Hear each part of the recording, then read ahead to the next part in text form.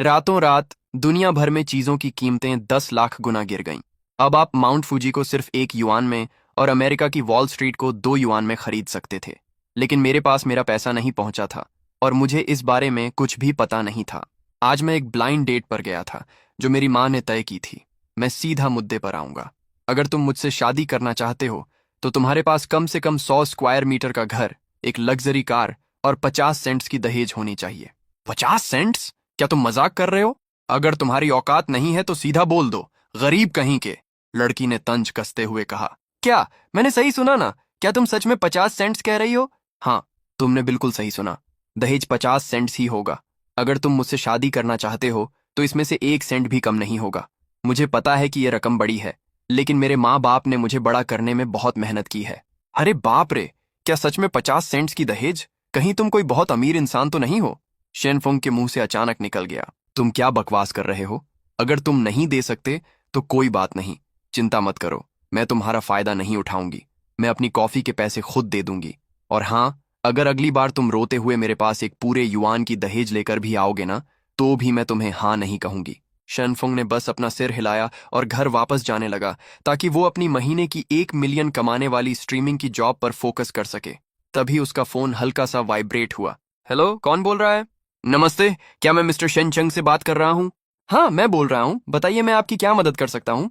Sir, आपने online जो Boeing 747 खरीदा था वो सिग्नन पहुंच गया है। क्योंकि ये बहुत महंगी चीज है, इसीलिए हमें आपसे कंफर्म करना है कि आप खुद इसे रिसीव करने कब आ सकते हैं। अरे बेवकूफ, मैंने तो बस एक खिलौना खरीदा था। उसे शहर के बीच वाले कुरियर ऑफिस में छोड़ दो। सर, आप मजाक कर रहे हैं। ये एक असली बोइंग 747 है। अगर हमें 10 गुना हिम्मत भी मिल जाए तब भी हम इसे ऐसे ही कहीं नहीं छोड़ सकते। आपको इसे लेने खुद आना ही पड़ेगा। मैं हार मान गया। मैंने 3 युआन में प्लास्टिक का एक खिलौना खरीदा था और तुम लोग उसे असली हवाई जहाज समझ रहे हो। चलो ठीक है, कहाँ आना है? ठीक है, मैं आ रहा हूँ। हम सिंगयान के इंटरनेशनल एयरपोर्ट के रनवे पर हैं।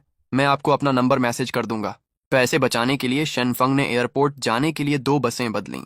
बस में सब लोग उसे घूर रहे थे जैसे वो कोई पागल हो। कितने पैसे? किराया कितना है? उसने पूछा। जवान लड़के, क्या तुम्हारी नींद पूरी नहीं हुई है? बस के ड्राइवर ने ताना मारा। आजकल के बच्चे बहुत ज्यादा बॉस वाले टीवी सीरियल देखने लगे हैं। इन्हें असलियत और सपनों में फर्क ही समझ नहीं आता। हाँ, आजकल के लड़कों में दम कम और दिखावा ज्यादा होता है। बस मुंह खोलकर बड़ी बड़ी बातें करते हैं। लड़के, लॉटरी जीतने के सपने देखना छोड़ दो। टीवी पर जो रातों रात अमीर बनने की बातें दिखाते हैं वो सब झूठ है। 5 युआन तक की बातें भी झूठ होती हैं। बिल्कुल सही। चुपचाप पढ़ाई करो और कोई नौकरी ढूंढ लो। अगर तुम महीने के 2 सेंट्स भी कमा लोगे तो समझो तुम्हारी किस्मत चमक गई। लोगों की बातें सुनकर शेनफोंग पूरी तरह कंफ्यूज हो गया। क्या हो गया है इन लोगों को आज? दहेज के लिए सिर्फ 50 सेंट्स मांग रहे थे और अब बस का किराया बचाने पर मुझे ऐसे घूर रहे हैं जैसे मैंने कोई गुनाह कर दिया हो। शेनफोंग को थोड़ा गुस्सा आने लगा। ये सस्ते कपड़े पहनता है, इसकी पूरी औकात बस कुछ युआन की ही होगी। अगर कोई इसे बेच भी दे तो ज्यादा पैसे नहीं मिलेंगे। तुम हो कौन? शिनजियान के अनाथ बच्चे। अगर बस के पैसे नहीं हैं तो जल्दी से नीचे उतरो, एक सूट पहने आदमी ने कहा। यह सुनकर शेनफोंग ने उस आदमी को गुस्से से देखा। क्या तुम बीमार हो? इसमें पूछने वाली क्या बात है? बस का किराया कितना है और बेची से मोमो तक का किराया कितना है? क्या तुम्हारे पास थोड़ा सा भी दिमाग नहीं है? उसके ऐसा कहते ही बस में हंगामा मच गया। अरे देखो इसे, पूछ रहा है कि बस का किराया कितना है। ये 1 युआन है भाई, 10 सेंट्स या 1 सेंट नहीं। लड़के, सपने देखना अच्छी बात है, लेकिन हकीकत को मत भूलो। कहीं तुम्हारा दिमाग तो खराब नहीं हो गया? हाँ, सच में, कुछ युआन। इसकी हालत देखकर तो लगता है कि अगर ये 1 युआन भी निकाल ले तो मैं ये पूरी बस खा जाऊंगा। सबको इस तरह से ताने मारते देख उस सूट वाले आदमी को बहुत मजा आ रहा था। उसे लग रहा था जैसे वो सबसे ऊपर है। टीयूएस के एक बच्चा जिसे अभी दुनियादारी की समझ नहीं है, अपनी औकात भूल गया है। आज मेरी लग्जरी कार सर्विसिंग के लिए गई है, इसलिए मैं बस में सफर कर रहा हूँ। अगर तुम्हारे पास पैसे नहीं हैं तो मुझे अंकल कहो, मैं तुम्हें बस के पैसे दे दूंगा। ये कहता है कि इसकी महीने की कमाई 2.5 सेंट्स है। आसपास के लोग लगातार उसका मजाक उड़ा रहे थे। अरे, आज सबको हो क्या गया है? अचानक शेनफंग को समझ आया। ये जरूर सिस्टम का किया धरा है। बहुत बढ़िया। इस दुनिया के अमीर परिवार मुश्किल से 1 मिलियन कमा पाते हैं। तो फिर क्या मैं अब दुनिया का सबसे अमीर इंसान नहीं बन गया हूँ? हाँ, वो लड़की जो मेरी ब्लाइंड डेट पर आई थी बहुत खूबसूरत थी। मैं उसके मुंह पर पैसे मारूंगा। हाँ, वो अपने ही ख्यालों में खो गया और आसपास की दुनिया से पूरी तरह कट गया। लड़के, तुम बस से उतर रहे हो या नहीं? अगर नहीं उतर रहे हो तो बाहर निकलो। मैं बस पूछ रहा था कि किराया कितना है। तुम लोग पागल हो क्या? लड़के, तुम अभी भी कुछ पैसों की बात कर रहे हो? चलो ठीक है, अगर तुम सच में कुछ पैसे निकाल कर दिखा दो तो मैं तुम्हें यहीं अपना बाप मान लूंगा। मंजूर है? शनफुंग ने अपनी जेब से पैसे निकाले। सब लोग हैरान रह गए। शनफुंग ने लापरवाही से 4 सिक्के हवा में उछाले। वो सिक्के वापस उसके हाथ में गिरे, जिससे छन छन की आवाज आई। सबकी आंखें फटी की फटी रह गईं। ये तो सिर्फ एक यूरो है, इसमें इतना हैरान होने वाली क्या बात है? अरे भगवान, ये चमक, ये बनावट, ये सच में एक युआन है। नामुमकिन, ये कैसे हो सकता है? ये तो 4 युआन है। तुम ऐसे कैसे निकाल सकते हो? तो क्या ये नकली है? शेनफंग मजे लेते हुए फिर से एक सिक्का हवा में उछालता है। सबकी आंखें उस सिक्के के साथ ऊपर नीचे हो रही थीं। उन्हें डर था कि कहीं सिक्का नीचे गिरकर खराब ना हो जाए।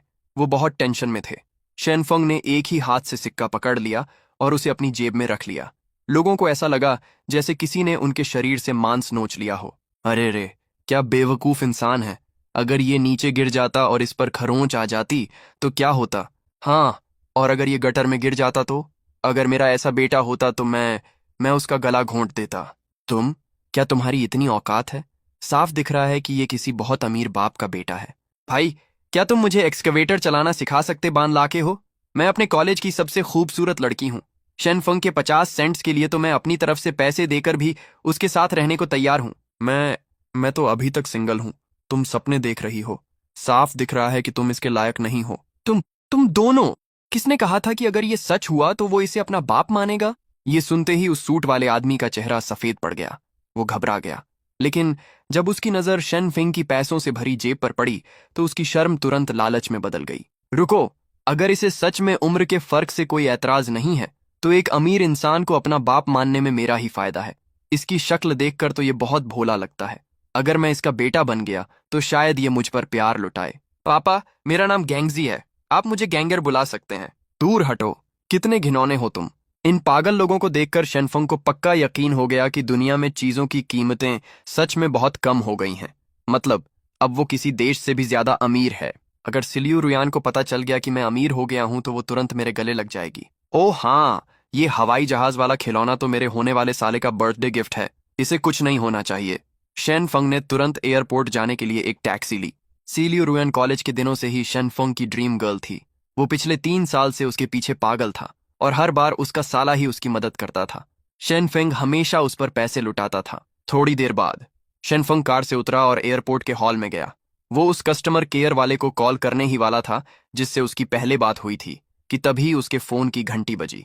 स्क्रीन पर उसकी ड्रीम गर्ल सिलियू रुयन का नाम चमक रहा था। शेनफंग खुशी से झूम उठा। रातों रात अमीर होने के बाद वो अपनी ड्रीम गर्ल के सामने अपना रुतबा दिखाना चाहता था। हेलो जान, शाओवेई का बर्थडे गिफ्ट तैयार है। तुम कहाँ हो? मुझे जान मत बुलाओ, मैं रनवे पर हूँ। यहाँ आओ, मुझे तुमसे कुछ जरूरी बात करनी है। अरे, मैं तो चिंजन एयरपोर्ट पर ही हूँ। क्या बात है? तुम भी एयरपोर्ट पर कैसे हो? शेनफंग थोड़ा कंफ्यूज था। वो सर्विस एरिया में गया और वहां के मैनेजर मिस्टर वांग का नाम लिया। वो जल्दी से हेलीकॉप्टर पार्किंग एरिया में पहुंच गया। वहां उसने लियू रुयन और उसके भाई यांग वेई को देखा। यांग वेई बड़े ध्यान से अपने सामने खड़े एक हेलीकॉप्टर को देख रहा था। क्या डिजाइन है? ये एक प्राइवेट जेट है। कितनी कमाल की चीज है। रुयन, शाओवे भी यही हैं। बहुत बढ़िया। मुझे मत छुओ शेनफंग, हम ब्रेकअप कर रहे हैं। बकवास बंद करो। क्या आज शाओवेई का जन्मदिन नहीं है?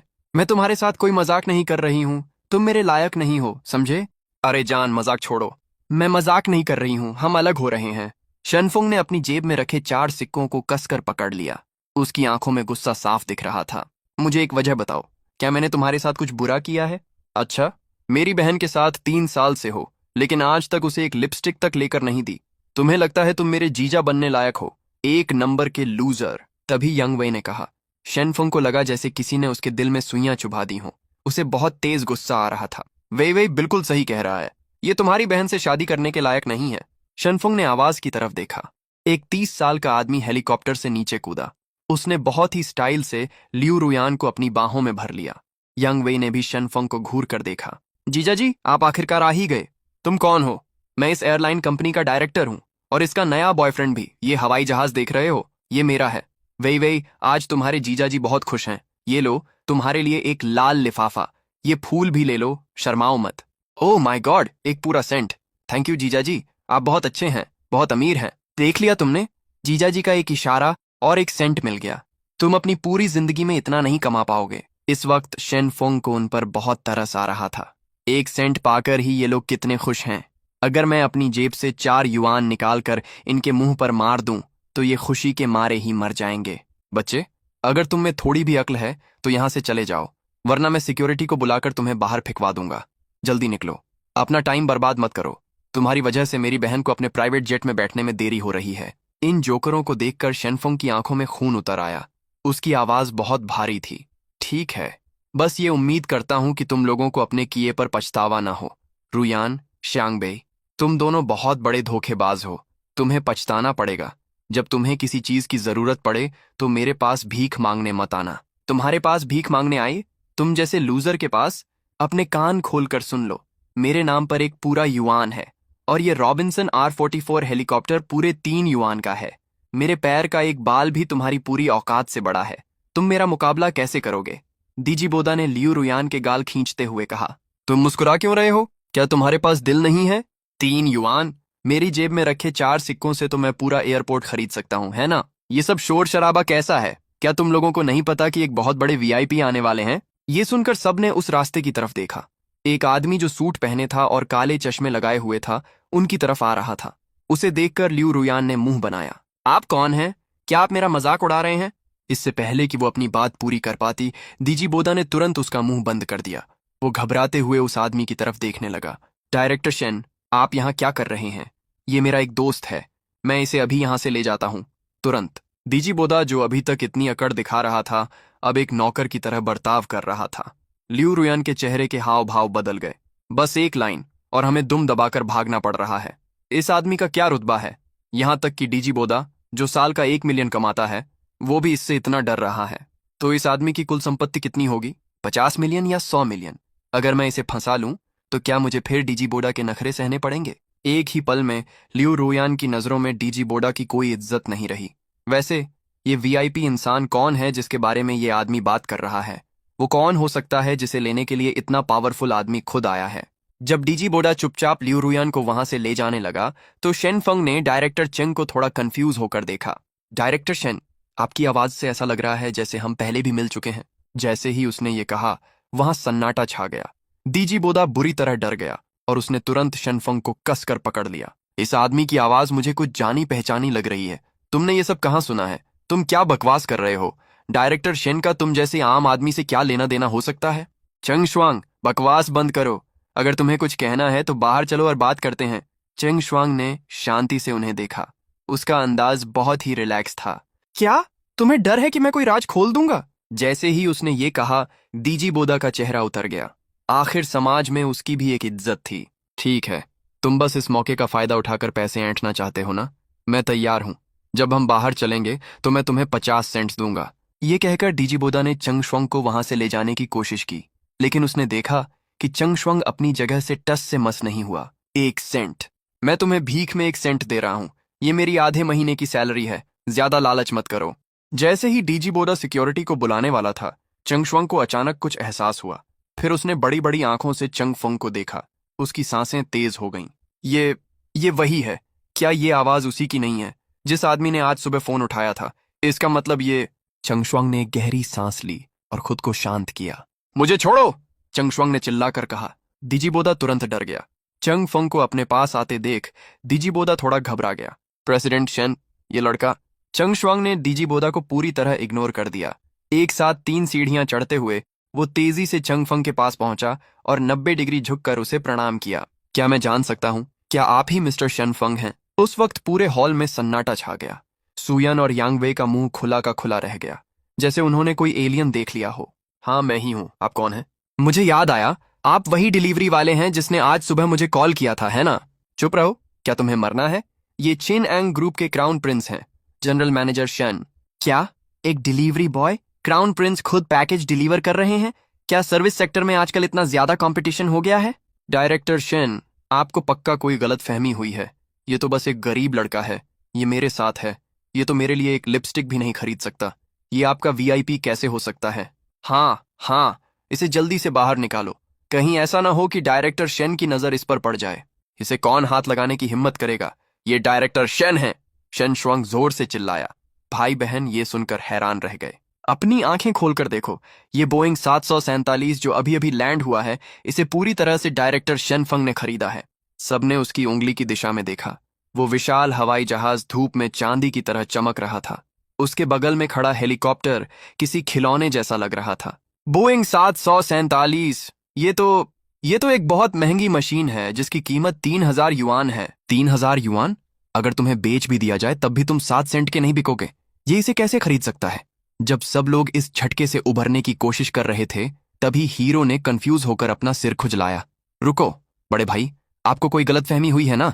मैंने तो बस एक प्लेन का मॉडल खरीदा था। मैं इसे अपने होने वाले साले के लिए बर्थडे गिफ्ट के तौर पर तैयार कर रहा था। ये शब्द सुनते ही लियू रुयान को लगा जैसे डूबते को तिनके का सहारा मिल गया हो। वो पल भर में ही एक अमीर इंसान की फैन से वापस एक आम लड़की बन गई। आह, डायरेक्टर शेन, आपने सुना? लियू रुयान को लगा जैसे डूबते को तिनके का सहारा मिल गया हो। वो पल भर में ही एक अमीर इंसान की फैन से वापस एक आम लड़की बन गई। आह, मैंने तो पहले ही कहा था। आह, डायरेक्टर शेन, आपने सुना ना? इसने खुद ही मान लिया है। ये तो बस एक टूटा हुआ मॉडल है। मैं इसके झांसे में आने वाली थी। मिस्टर हीरो, कृपया अपने ऑर्डर की जानकारी दिखाइए। हीरो ने लापरवाही से अपना फोन उसकी तरफ बढ़ा दिया।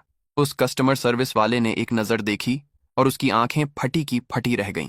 उसने अचानक अपना सिर उठाया। मैं गलत नहीं हूं, ये एक असली बोइंग कंपनी का प्लेन है, और ये भी सच है कि मिस्टर हीरो ने इसे पूरे कैश पेमेंट के साथ खरीदा है। इस आखिरी फैसले ने लियू रुयान और उसके भाई यांग वेई के होश उड़ा दिए। असंभव! इसके पास इतने पैसे कहां से आए? ये तो खत्म हो गया। ये पूरे 3,210 युआन की बात है। पूरे किंगशेंग ग्रुप की मार्केट वैल्यू सिर्फ 50,000 युआन है, और इसने ऐसे ही 3,000 युआन से ज्यादा खर्च कर दिए। हे भगवान, इसे खुद पर बहुत यकीन था। दरअसल जब मैंने देखा कि ये सिर्फ 3,210 युआन में बिक रहा है, तो मुझे लगा कि ये कोई नकली मॉडल होगा, लेकिन ये असली कैसे निकल गया? सब लोग हैरान रह गए। ओह माय गॉड, इतनी बड़ी चीज! मुझे तो इसे उड़ाना भी नहीं आता, और ये घर में भी कितनी जगह घेरेगा। अगर मुझे पता होता कि ये असली है तो मैं इसे कभी नहीं खरीदता।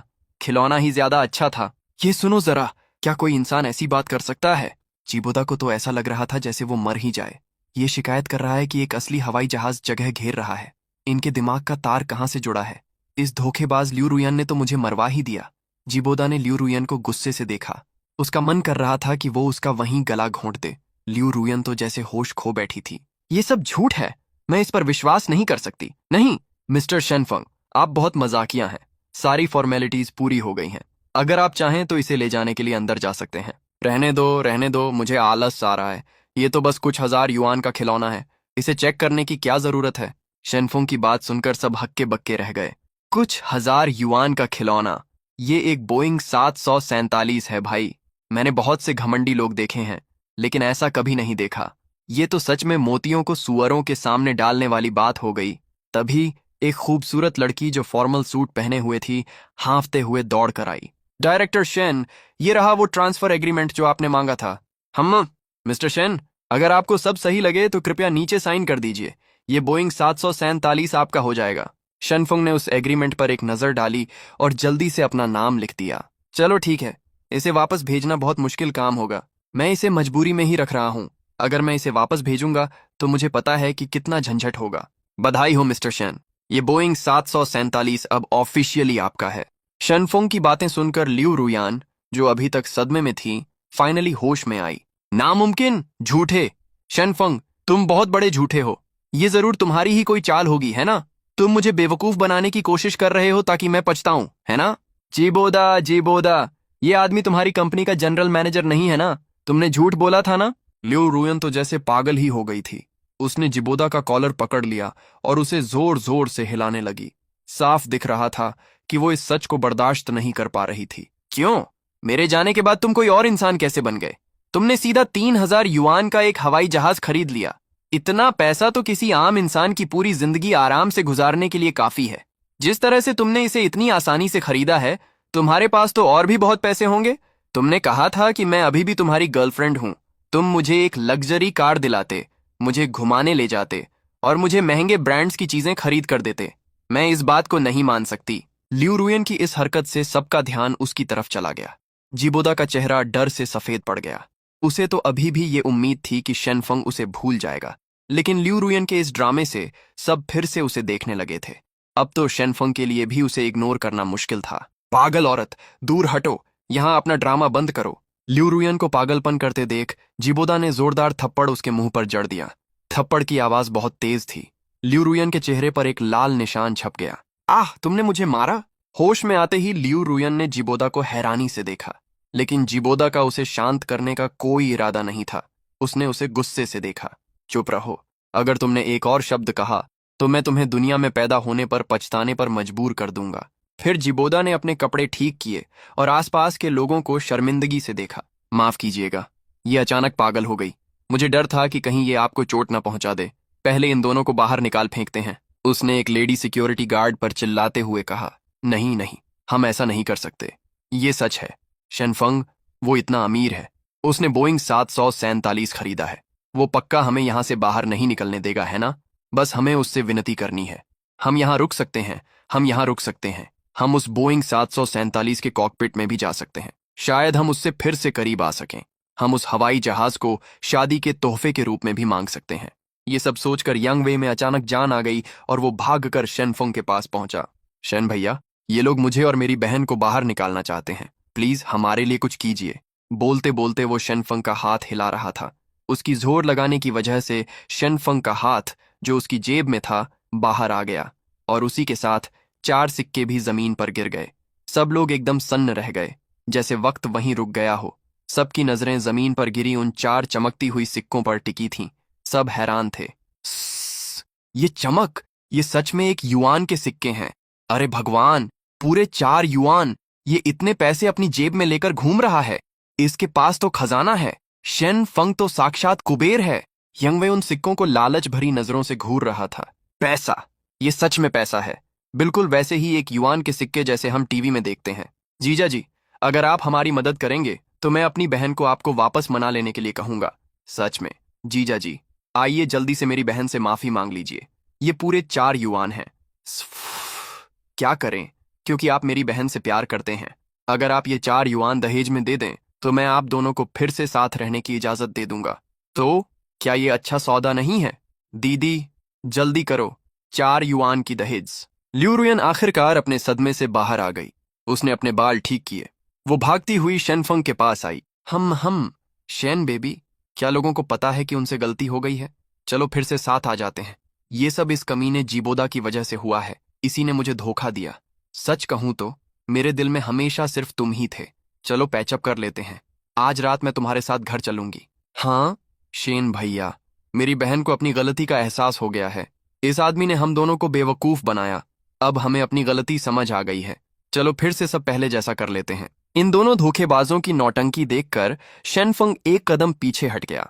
फिर उसने जोर से ताली बजाई। अरे वाह, एक धोखेबाज हमेशा धोखेबाज ही रहता है। क्या तुम वो एक सेंट भूल गई जो इसने तुम्हें अभी अभी दिया था? क्या तुम इसे अभी भी जीजा जी नहीं बुला रही थी? अब तुम मेरे जैसे गरीब इंसान के पीछे क्यों पड़ी हो? शेनफुंग का ताना सुनकर दोनों हैरान रह गए। उन्हें समझ नहीं आ रहा था कि क्या करें। तभी एयरपोर्ट के 2 सिक्योरिटी गार्ड वहां पहुंच गए। जिबोदा खुशी से फूलकर कुप्पा हो गया। इन दोनों को बाहर फेंक दो। मिस्टर शेन की नजरों के सामने से इन्हें हटा दो। ये सुनकर दोनों ने डरे हुए शेनफंग की तरफ देखा। उनमें से कोई भी कुछ बोलने की हिम्मत नहीं कर पा रहा था।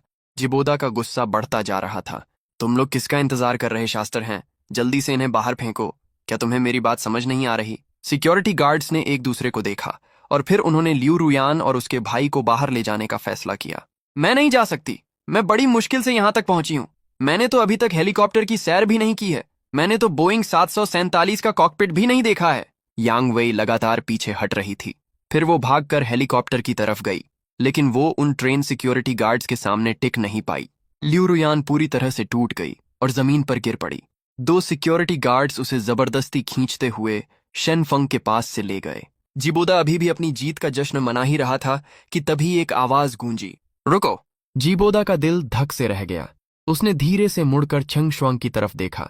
चंग शुआंग जिबोदा को घूर रहा था। यहाँ एक और कचरा है, इसे भी बाहर फेंक देना चाहिए। ये सुनकर जिबोदा पसीने से तरबतर हो गया। उसने जबरदस्ती मुस्कुराते हुए कहा, अरे प्रेसिडेंट शेन, आप मजाक कर रहे हैं, है ना? मैं तो कंपनी का डायरेक्टर हूं।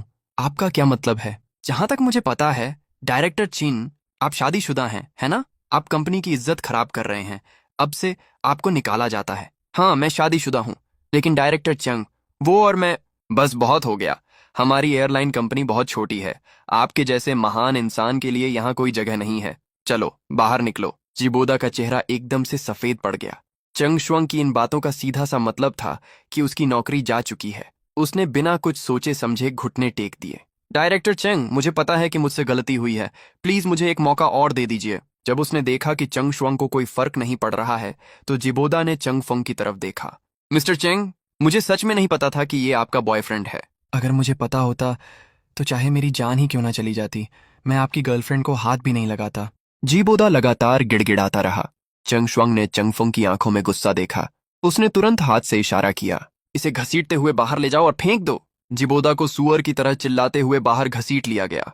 फाइनली वहां शांति छा गई। चंगफंग झुका और उसने आराम से अपने 4 सिक्के उठा लिए। मुझे लगा था कि आप जैसे अमीर लोगों को इतने कम पैसों की कोई परवाह नहीं होगी। तुम्हारे लिए तो एक छोटी सी रकम भी बहुत है ना? ये कहते हुए चंग शुआंग ने हवा में वो चारों सिक्के ऐसे ही उछाल दिए और फिर उन्हें कैच कर लिया। पास ही खड़ी यंग सेक्रेटरी ये सब देखकर हैरान थी। उसका दिल जोरों से धड़क रहा था। उसकी नजरें सिक्कों के साथ ऊपर नीचे हो रही थीं। अरे बाप रे, ये तो पूरे 4 युआन हैं। अगर ये गटर में गिर गए और वापस नहीं मिले तो क्या होगा? मैंने जितने भी नए नए अमीर बने लोग देखे हैं, वो पैसों को पानी की तरह बहाते हैं, लेकिन ये ऐसा नहीं है। ये तो कुछ युआन के साथ ऐसे खेल रहा है जैसे वो कांच की गोलियां हों। इसका ये रिलैक्स रहने वाला अंदाज कितना शानदार है।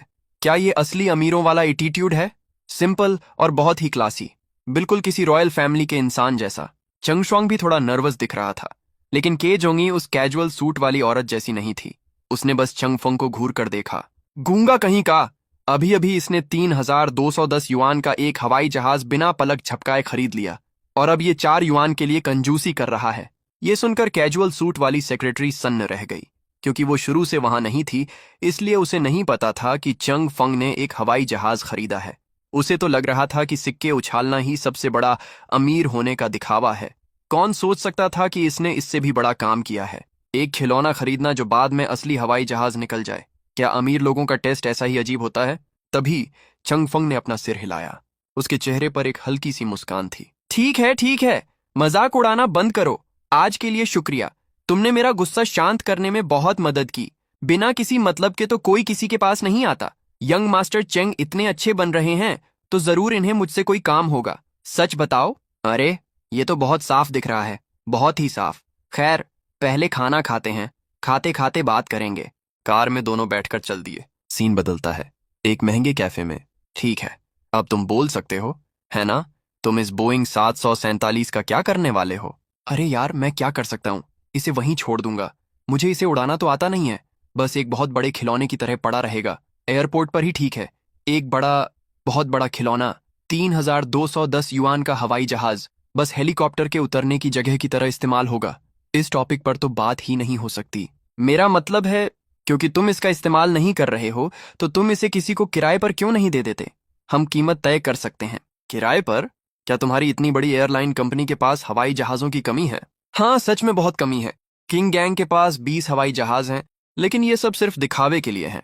20 हवाई जहाज, अगर एक की कीमत 6000 भी हो, तो ये सिर्फ 1,20,000 ही हुए ना?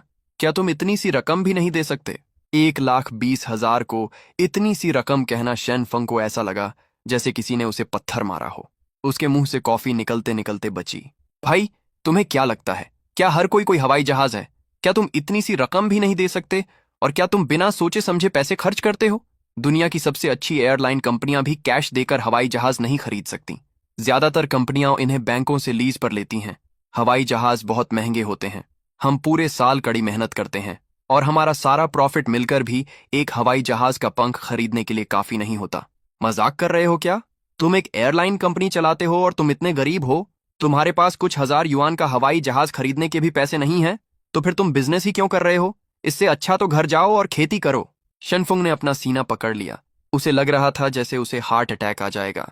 अरे भगवान, इस दुनिया को क्या हो गया है? एक हवाई जहाज नहीं खरीद सकते तो खेती करो? क्या यही लोगों में फर्क है? रुको, क्या ये मेरा मजाक उड़ा रहे हैं? कई पुश्तें मेहनत करती हैं, पूरे साल दिन रात काम करती हैं, फिर भी वो 3,210 युआन नहीं कमा पाती। बिल्कुल सही। अरे भगवान, सिस्टम से मिलने वाली मेरी महीने की सैलरी से तो तुम अपना पूरा किंग गैंग ग्रुप चिल्लर में खरीद सकते हो। ये बहुत ही बेकार बात है। तो मिस्टर चेंग, तुम्हारा ये प्लान है तो ठीक है, करते हैं डील। वैसे भी ये वहां खड़े खड़े जंग ही खाएगा, क्यों ना इससे कुछ पैसे ही कमा लिए जाए ताकि पेट्रोल का खर्चा निकल सके। चलो हम लीज एग्रीमेंट पर साइन करें। बहुत बढ़िया। किराए के नियमों की बात करें तो हमारी टोंगचेंग कंपनी फाइनेंस लीज सिस्टम का इस्तेमाल करती है। हमें हर 3 महीने में प्रॉफिट मिलता है। अरे भाई, ये सब ड्रामा बंद करो, मुझे सीधा सीधा बताओ, मेंटेनेंस और पेट्रोल का खर्चा निकालने के बाद इस हवाई जहाज से एक साल में कितना प्रॉफिट होगा? लगभग 3 सेंट्स एक साल में। क्या कहा? नहीं, 300 युआन। मैंने ये हवाई जहाज 3,210 युआन में खरीदा है। मुझे अपने पैसे वापस पाने में ही 10 साल लग जाएंगे। क्या तुम बिजनेस कर रहे हो या चैरिटी? मिस्टर चेंग, यही मार्केट का रेट है। एक हवाई जहाज की लाइफ 20 साल होती है।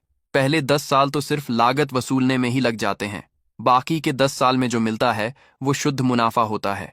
यही मार्केट का रेट है। यही तो मार्केट का रेट है। ये तो एक बहुत ज्यादा प्रॉफिट वाला प्रोजेक्ट है। अरे यार, रहने दो रहने दो। चलो, थोड़ी बहुत रकम भी आ जाए तो ठीक है। हम कोई मुश्किल कॉन्ट्रैक्ट नहीं बनाएंगे। मैं उम्मीद करता हूं कि तुम जो कह रहे हो वो रकम 300 युआन है ना? बस तुम मुझे हर महीने 25 युआन दे देना अगले 20 सालों तक। इस बीच तुम उस हवाई जहाज का जो चाहो वो कर सकते हो। मैं उसे अपना नहीं मानूंगा। मंजूर है? तो बस इतनी सी बात है? कोई गारंटी नहीं, कोई सिक्योरिटी डिपॉजिट नहीं, महीने के सिर्फ 25 युआन। ये तो बिल्कुल किसी स्पीड गोंगस्यांग साइकिल को किराए पर लेने जैसा है। अरे भाई, बस इतना बताओ, तुम्हें ये डील करनी है या नहीं? करनी है ना? अभी करते हैं। YQOEC। प्रेसिडेंट शेन ने बहुत ही सम्मान के साथ कॉन्ट्रैक्ट को घर वापस ले लिया। मिस्टर शेन, आपके साथ काम करके बहुत खुशी हुई। अगर आपके पास ऐसा कोई और छोटा मोटा बिजनेस हो तो मुझे बेझिझक बताइएगा। मुझे हर महीने 25 युआन का लोन मिल गया है। क्या बस लेटे लेटे पैसे गिनना ही जिंदगी है?